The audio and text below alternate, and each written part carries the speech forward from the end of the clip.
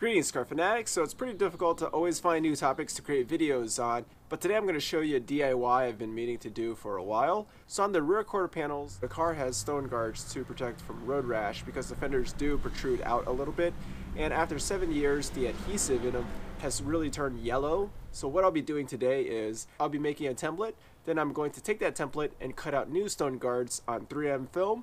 Then I'm going to show you the process of removing the stone guards and applying the new ones. The first step is to make a template using the existing stone guard, but we want to clean off the area with a quick detailer and a microfiber cloth. Next, steal some 12-inch wide wax paper from the kitchen. Drape the wax paper over the area and secure it to the car with masking tape. Now take a permanent marker, push it against the edge of the stone guard, and carefully trace your template.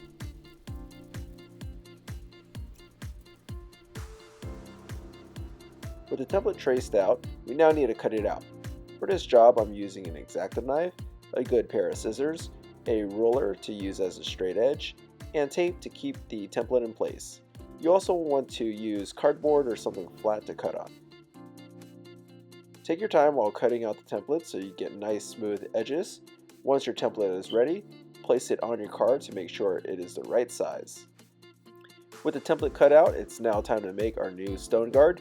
Place the template on the back side of the 3M film and trace it using a permanent marker. You don't want to use a marker that isn't permanent, or you could end up getting ink onto the film when you start cutting. When cutting, use the ruler and X-Acto knife for the straighter parts of the stone guard. For the curves, you should use whatever cutting tool you're more comfortable with. Again, take your time and make sure you cut the edges straight and cleanly.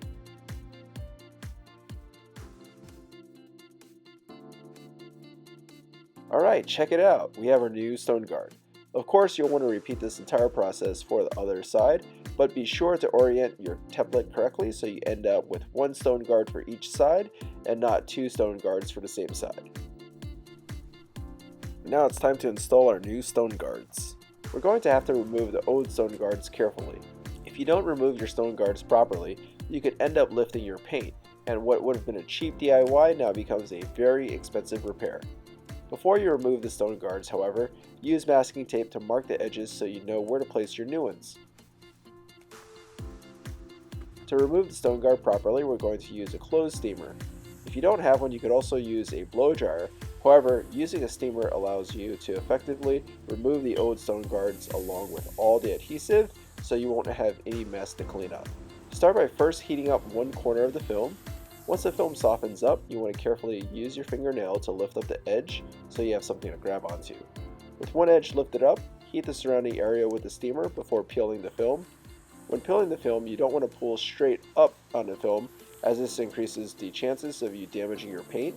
Instead, you want to pull the film in the direction of the edge you lifted. By doing this, you'll allow the adhesive to gradually lift off of the paint, which will greatly minimize your chances of damaging your paint in the process.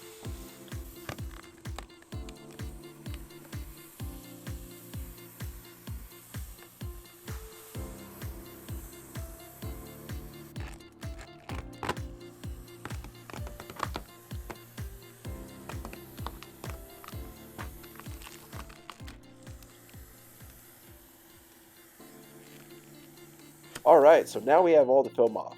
Check out how yellow this is. It's going to be great to put the new film on.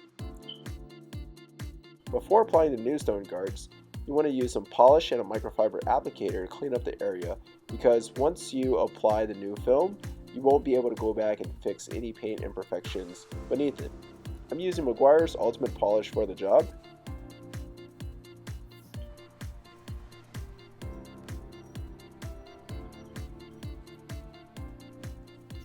Once you're done polishing the area, use the other side of the microfiber applicator to clean the area with rubbing alcohol. This will allow the new 3M film to adhere properly. Now we're on to our final step. To apply the new film, you'll need to create some slip solution to allow you to work with the film. You'll want to take a spray bottle, add some water to it, and 3 drops of baby shampoo per 16 ounces of water. This is going to allow you to work with the film. Spray the area with the slip solution. Then spray your hand so you can work with the film without leaving fingerprints. Now we're ready to position the film. Lift the film from the backing and apply a slip solution. Try to line up the film as best as you can.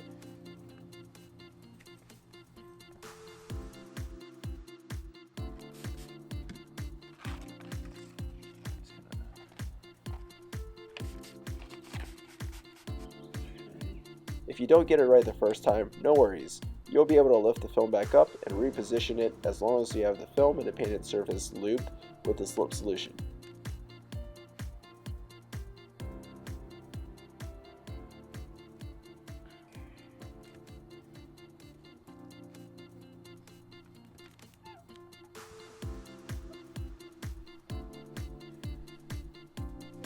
With the film correctly aligned, you're ready to begin squeegeeing out all the water. I've wrapped my squeegee with a microfiber towel to prevent leaving any scratches on the film.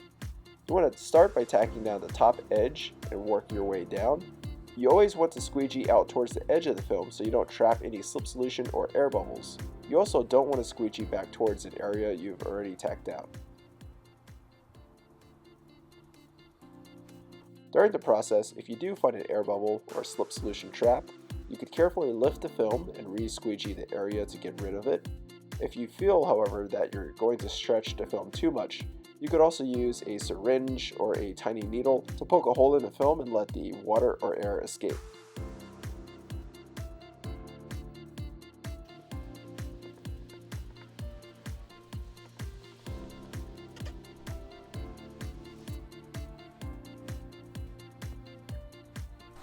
Alright, so check that out. We are all done. Now there might be some water spots left under the 3M film, but that's going to go away over time. Just leaving the car outside and the moisture should go away. There could be some moisture still trapped, so not a problem if there is. But look at that. It's perfectly clear. Matches up with the original lines and everything. And the best part is I was able to take the clear bra slightly further towards the fender where I was noticing some rock chips. So now I'm able to get some added coverage. But all this I was able to do myself, and it looks great. Check it out. The edges look pretty good for a DIY. Of course, they're not perfectly straight like something that is cut out by a machine, but it's not very noticeable from a foot away or so.